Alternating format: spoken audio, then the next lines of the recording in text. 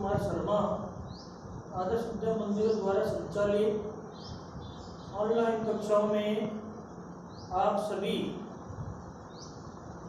भैया बहनों एवं अभिभावक बंधुओं का हार्दिक स्वागत करता हूं। आज हम कक्षा 9वीं अर्थशास्त्र में पाठ 3 निर्धनता एक चुनौती, इसमें पूर्व में हमने अंतरराज्यीय निर्धनता में असमानताएं इसकी जानकारी प्राप्त कर ली है। हमारे देश में जो निर्धनता का प्रतिशत है वो 22% है। फिर भी कुछ राज्यों के जानकारी हमने प्राप्त की थी, जैसे उड़ीसा है, बिहार है, मध्य प्रदेश है। इनमें राष्ट्रीय निर्धनता प्रतिशत से भी ज़्यादा निर्धनता हमारे कई राज्यों में है। तो हमने अधिक निर्धनता वाले राज्य और कम निर्धनता वाले राज्यों की जानकारी की थी। और कुछ राज्य हमारे जैसे पंजाब है, हरियाणा है, केरल है, इन प्रांतों में या इन राज्यों में राष्ट्रीय निर्धनता जो 22% है उससे भी कम निर्धनता है। इसका कारण हमने जाना था, इन राज्यों में कृषि में तीव्र वृद्धि, कृषि क्षेत्र में सुधार और मानव संसाधन में विकास करने के कारण इन राज्यों में निर्धनता में कमी आई है। आज अपन वैश्विक निर्धनता यानी विश्व स्तर पर, अंतरराष्ट्रीय स्तर पर निर्धनता किस प्रकार से जानी जाती है, इसकी जानकारी सबसे पहले करेंगे। विश्व बैंक की परिभाषा के अनुसार प्रतिदिन 1.9 से कम जीवन निर्वाह करना, विश्व बैंक की परिभाषा के अनुसार प्रतिदिन 1.9 से कम जीवन निर्वाह करना वैश्विक निर्धनता की श्रेणी में आता है। वैश्विक निर्धनता को अंतरराष्ट्रीय निर्धनता भी कहते हैं। अंतरराष्ट्रीय स्तर पर अनेक देशों में जो वैश्विक निर्धनता का अनुपात 1990 में 36% से गिरकर 2015 में 10% हो गया। यानी अंतरराष्ट्रीय स्तर पर 1990 में 36% निर्धनता का प्रतिशत था और 2015 में गिरकर 10% हो गया। कई राज्यों में 10%, कई राज्यों में इससे भी अधिक है। अब ये जो निर्धनता का प्रतिशत 90 से 15 में कम हुआ, वो किन कारणों से हुआ, इसकी जानकारी करेंगे। अनेक देशों में तीव्र आर्थिक प्रगति व मानव विकास संसाधन में बृहत निवेश के कारण, जैसे चीन, दक्षिण पूर्व एशिया के देशों में निर्धनता में कमी आई है। जैसे अपन ने जानकारी की कि 1990 में 36% से गिरकर 2015 में 10% हो गया। अब कई देशों में आर्थिक प्रगति हुई है, मानव विकास संसाधन। अब ये मानव विकास संसाधन क्या है?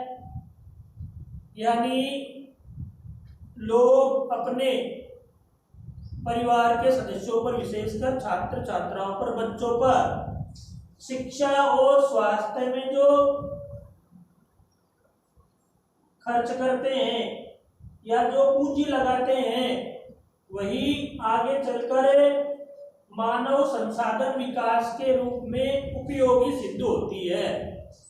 इसके कई उदाहरण पूर्व में भी हमने जाने हैं। जैसे सकल नाम के भैया की जानकारी हमने की थी।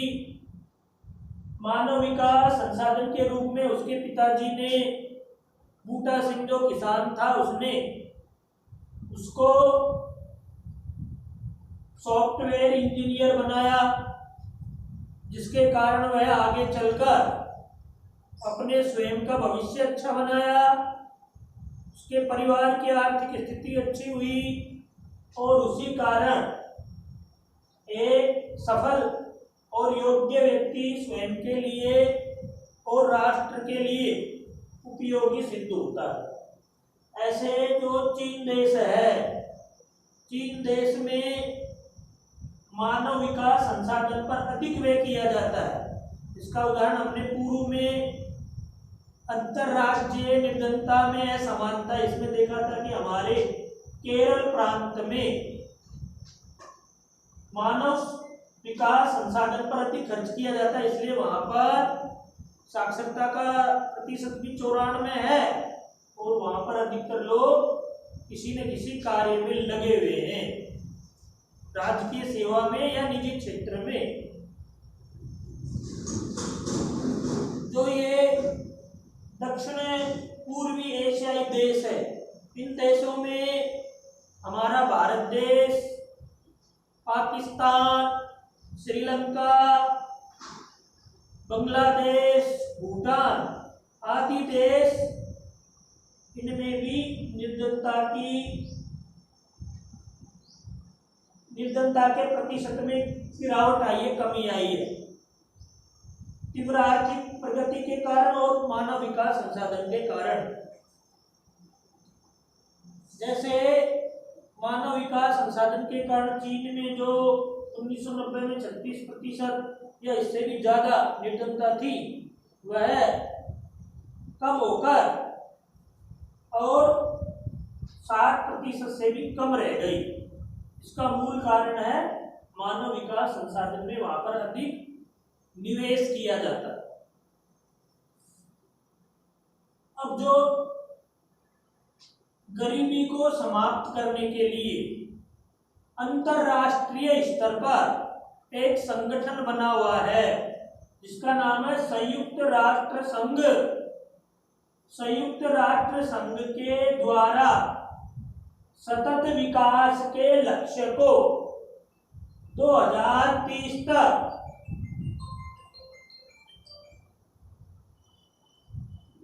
सभी प्रकार की गरीबी खत्म करने का प्रस्ताव संयुक्त राष्ट्र संघ की मीटिंग में रखा गया है। इसके तहत संयुक्त राष्ट्र संघ में लगभग 191 देश सदस्य है।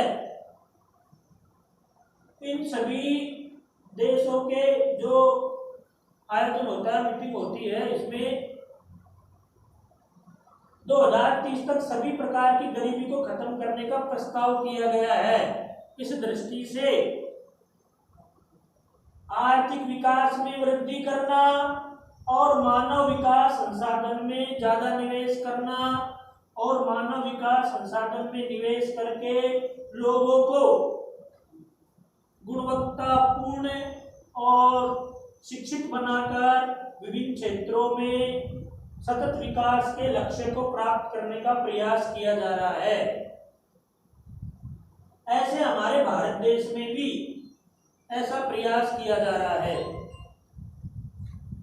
किस किस देश में विश्व बैंक के अनुसार जो एक परिभाषा बताई गई, प्रतिदिन 1.9 से कम वालों की संख्या, जैसे नाइजीरिया में 53.5 है 2009 की गणना के अनुसार, बांग्लादेश में 14.8 है, हमारे भारत देश में 2011-12 की जनगणना के अनुसार राष्ट्रीय निर्धनता का प्रतिशत 21.2% है।